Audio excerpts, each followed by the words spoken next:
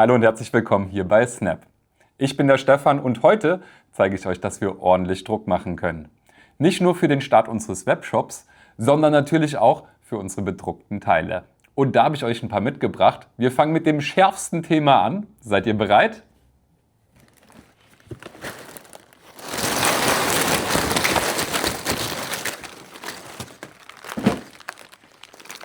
Das ist doch schon mal eine ganze Menge scharf und hinter mir ist alles voll nur mit Schafen. Was wir noch für Teile bekommen haben, das finden wir jetzt raus.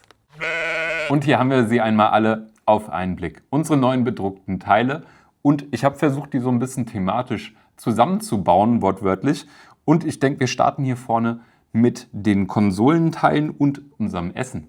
Also lasst es euch schmecken und es geht direkt los hier mit einem Gegenstand, das ihr wahrscheinlich alle kennt, den ihr alle kennt. Ein Smartphone haben wir hier auf einer 1x2er Fliese, dicht gefolgt hier unten von einem Taschenrechner. Könnte natürlich auch eine PIN-Eingabe sein für zum Beispiel einen Tresor. Eins weiter oben, hier oben habe ich ein Barometer oder eine Anzeige für als Tachometer, könnte man die auch gut verwenden beim nächsten Auto. Oben drüber haben wir hier Tastaturen. Und noch jede Menge Konsolen für zum Beispiel Raumschiffe mit eigenem Snap-Schriftzug mit eingebaut. Hier oben seht ihr den zum Beispiel, dass wir da wirklich selbst ein eigenes Design entworfen haben. Jetzt habe ich hier ein bisschen was zu futtern beiseite gepackt und damit man das hier gleich leichter erkennt, habe ich da noch ein 1x1er Brick transparent blau mit runter gepackt. Denn, ihr kennt das bestimmt schon, ich habe euch hier versucht, einmal die Dose nachzubauen. Die könnt ihr natürlich nach Belieben befüllen und das bedruckte Teil wäre natürlich oben die 1x1 Rundfliese. Dann passend um beim Essen zu bleiben, haben wir hier dann noch eine Pizza und einen lecker Keks. Und nicht ganz zum Essen werden die Koi-Karpfen, aber die haben farblich einfach ganz gut noch mit zu der Bodenplatte gepasst. Und deswegen dachte ich mir, packe ich die einfach mal mit drauf. Die bitte nicht auf die Pizza legen, sondern eher in den Gartenteich. Da fühlen sie sich wohler. Gucken wir doch mal, was wir noch finden. Als nächstes habe ich uns hier ein paar Zeitschriften zusammengesucht und wir starten mit dem Daily Snap. Und was steht da heute drin? Building the number one Brick Brand. Muss wohl richtig sein, stark. Gefolgt natürlich hier von der Brick Times und ein paar zeitlosen Literaturstücken, wie zum Beispiel hier diese Schatzkarte mit einer Schatzmarkierung. Hier haben wir einen versiegelten Brief. Den kann man sowohl in der Ritterzeit als auch in der Neuzeit verwenden. 100-Dollar-Scheine, da sind wir jetzt eher hier in der modernen Zeit angekommen. Und natürlich eine Uhr, die darf natürlich auch nicht fehlen. Und wie viel Uhr haben wir? Kurz vor 12, das passt ja. So, jetzt kommen wir zu Brettern und Planken. Und da haben wir gleich verschiedene Varianten, verschiedene Längen, verschiedene Muster und eine genagelte und eine nicht genagelte Variante. Doch, keine Angst, ich zeige sie euch alle. Wir starten hier mit den Nougat-farbenen Brettern. Alles, wie gesagt, Fliesen. Hier starten wir bei einer 1x3 Fliese. Die Größe wäre eine 1x4er und hier oben haben wir dann eine 1x6er Fliese.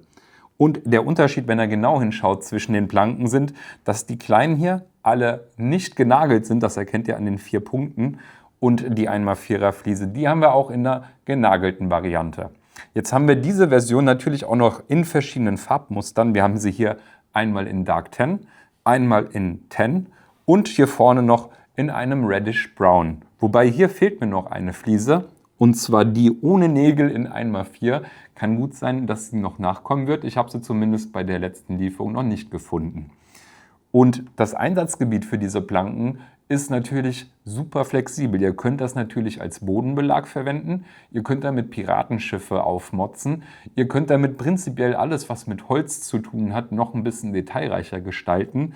Oder hier vorne haben wir noch das Endstück von so Holzpfählen. Auch sehr, sehr schön zum Verbauen. Falls man eine seitliche Struktur, zum Beispiel von einem 1x1er Round Brick, als Holz darstellen möchte, dann kann man den prima nehmen, den kleinen zum Beispiel für ein Floß und den großen eventuell für einen Transporter, der gerade aus dem Wald kommt.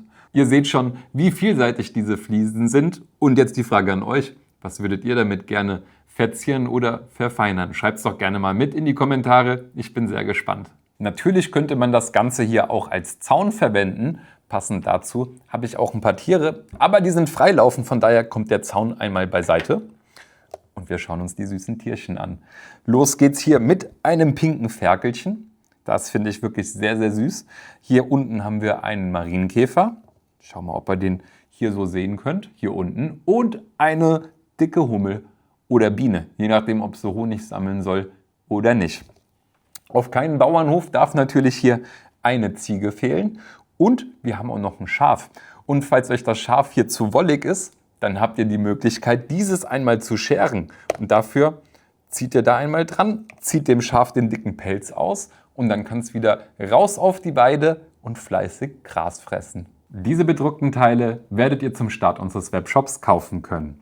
Doch damit das auch klappt, brauchen wir von den jeweiligen Produkten noch Bilder. Wie wir diese generieren, fotografieren oder rendern, das zeige ich euch gerne im nächsten Video. Vielen Dank fürs Zuschauen. Wenn ihr nichts verpassen wollt, dann abonniert den Kanal und bis zum nächsten Mal. Euer Stefan.